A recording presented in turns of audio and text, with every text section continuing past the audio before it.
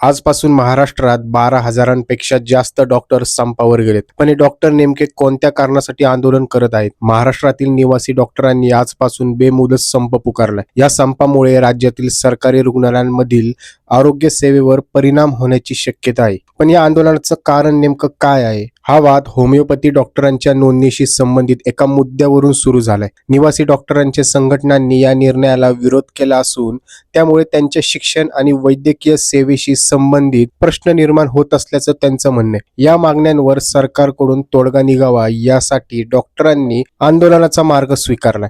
मात्र या संपामुळे सर्वात मोठा प्रश्न सामान्य रुग्णांसमोर उभा राहतोय. सरकारी रुग्णालयांमध्ये उपचार घेणाऱ्या हजारो रुग्णांचं काय? मात्र या संपामुळे सर्वात मोठा प्रश्न सामान्य रुग्णांसमोर उभा राहतोय. सरकारी रुग्णालयांमध्ये उपचार घेणाऱ्या हजारो रुग्णांचं काय? आता सरकार आणि डॉक्टरांच्या संघटनांमध्ये यावर तोडगा कधी निघतो हे पाहणं महत्त्वाचं ठरणार आहे. तुम्हाला काय वाटतं? डॉक्टरांच्या मागण्या योग्य आहेत का? आम्हाला कमेंट बॉक्समध्ये नक्की सांगा.